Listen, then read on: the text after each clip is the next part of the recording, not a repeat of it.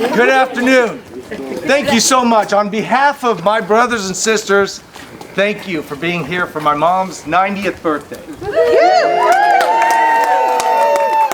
A lot of you took a long trip here, and we are just so thankful. Great to see the faces and great to see everybody here. Now, my mom is an incredible woman. Yes. Yep. But when it came time to talk about her, I was at a loss for words. No. No,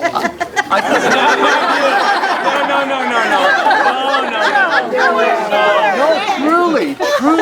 And I suggested to my kids, I said, maybe we could do an interpretive dance. And you know what? They were pretty excited about that until I saw them smirking and winking, and I knew that Elliot sarcasm gene had come out again.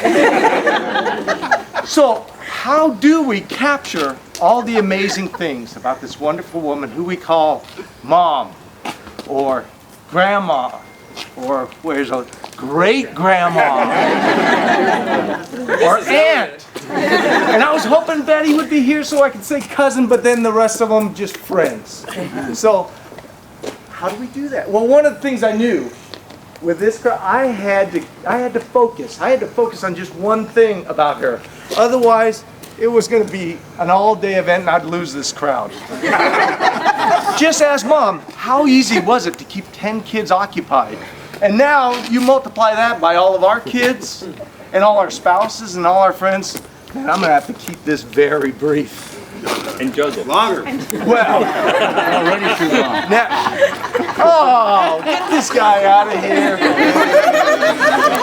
So even with that narrow focus, I'm still at a loss for words. So let's do this visually. Instead of me talking about her, let me show you the poise, the calmness, the equanimity. That means even temperament. Why do you look at the hips for that? I was looking at Steve. And he knew what to do. No, just don't get it, do you? We all, now one of the things I need you to indulge me on one thing. I need you to imagine that these lines represents my mom's worries, Ruthie's anxieties, her cares. And you know, from the day that we're born, we're all juggling those things. We're all trying to keep them up. And so it was for my mom. But she did it with such poise. I mean, from the day that she was born, Mary, can we get rid of that, please? From the day that she was born to Frank and Bertha Robinson in Brookfield, Illinois, on June 13th, 1927, almost 90 years to this day, she's been handling that with great poise. Now, what does a young lady at that age have to worry about? She can handle it. It's just a single one. She had two big brothers, Frank and Don, that watched after her and could protect their baby sister. She was born towards the end of the administration of Calvin Coolidge, who taught the whole country how to be cool with just a few words. At a state dinner, one of the guests at his table said to another guest, I'll bet I can get the president to say a few words. To which Coolidge replied, you lose. Now that is the poise that Mom grew up in. Well, her family was joined by another brother, Ray, and two sisters, Nancy and Lois. Now, I was just thinking about this the other day. Do you think there was any of that Brady Bunch syndrome going on with Mom playing the role of Marcia? You know, I can just see Nancy and Lois. Ruthie, Ruthie, Ruthie, she gets it. Now, there were some actual worries that were part of her growing up, but still, she handled it with poise.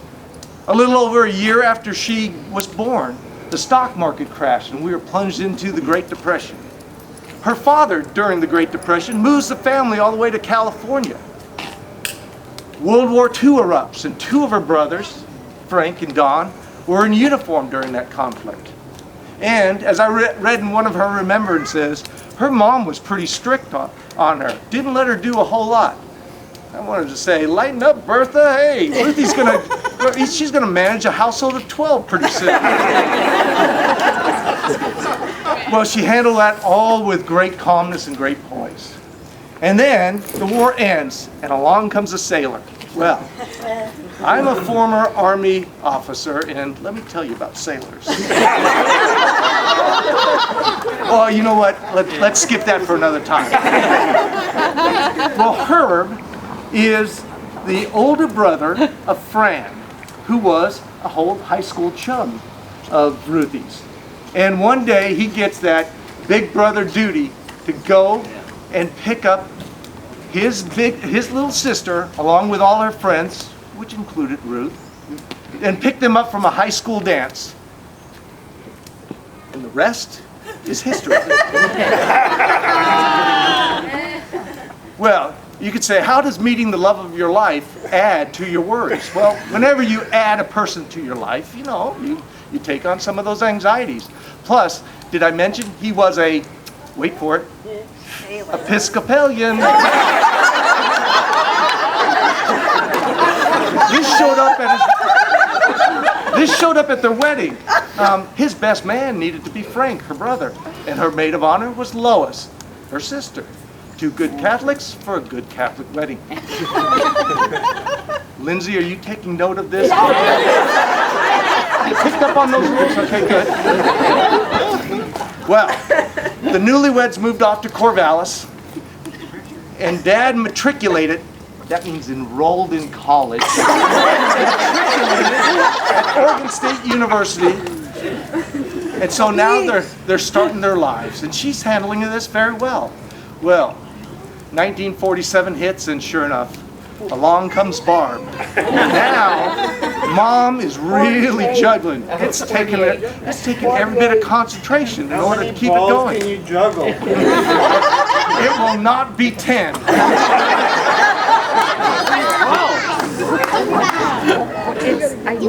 Then, just as she's got this down, along comes Dave. And oh man, everything gets mixed up. Oh my, what is going on?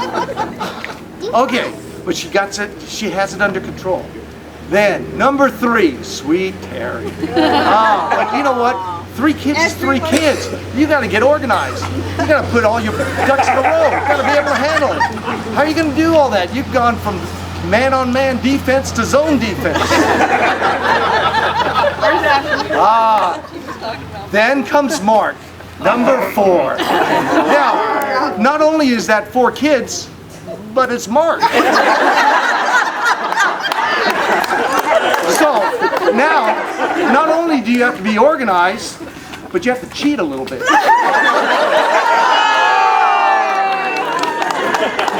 Carry on. That's got to be a Mark fault. Now, let's think about this, cheating. Do you think that has anything to do with his croquet skills? All right, after Mark comes Rob and Steve. Number 5 and 6, and 2 boys to boot. Okay, so you know with all those boys, things are going behind. Whoa! It's that sun. The sun got in my eyes. I can't see it. I'm going to turn this way. So, not many things got behind. They might have been going on behind her back, but she knew what was going on. She always knew what was going on. You guys. All right. Sometimes she didn't care. Yeah, I think after me. Now comes number 7. Mary, the charter member of the Kidlets. And we're starting to see a little chink in the armor of Mom's calmness. It wasn't much. It was in the form of 3 words. Your first name, your middle name, and your last name. So it went something like this. Mary? Wait, who are we kidding? Mary never got in trouble. So it was more like this. Robin. I should have said Mark, and then I went out. Robin. John. Elliot. We'd also hear Joseph. Matthew. Ellie, oh wait a minute, that's Rhonda. See what you taught my wife? Then number 8, Diane. Hey, I don't care how sweet and quiet you are. 8 kids is 8 kids. And you're gonna have to use your head.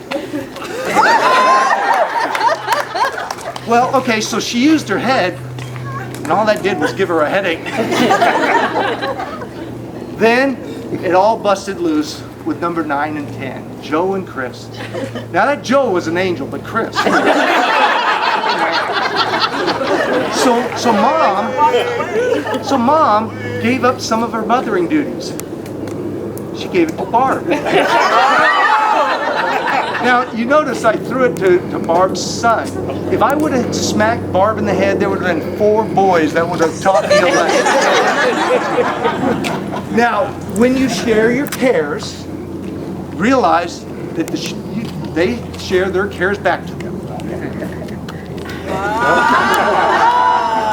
Now, of course, what cares would they have? Well, think about it. Barb driving with Chris and Joe tucked in a box with blankets. You know, the 1960s version of a car seat.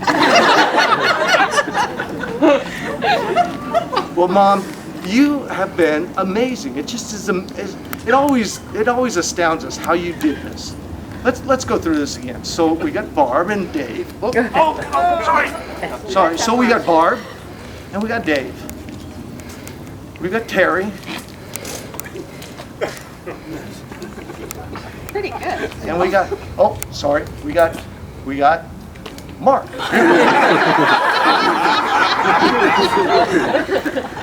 We got Rob. I got a turn, that's all. We got Rob. See the shadow. It's still coming. And we got Steve. There we go. Right out of the park. I need another beer or something. We got Mary. We got Diane. And we got Joe and Chris. You know, and when I look at it, I am amazed. And I'm also wondering, how on earth did you eat with all this stuff going on? Wait a minute, I think I got an idea.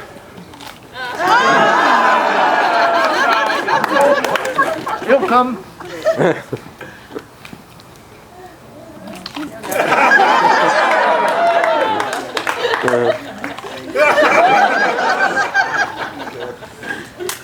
Now, Mom always told me, chew my food. You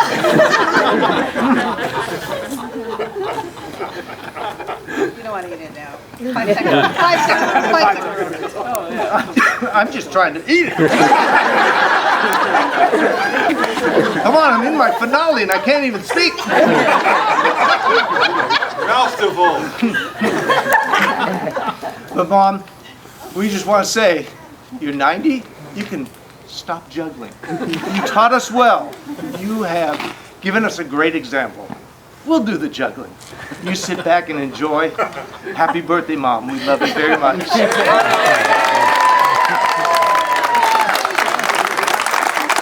you'll get to enjoy. Anybody else has a memory that they want to share with my mom? Sophie does. Uh-oh.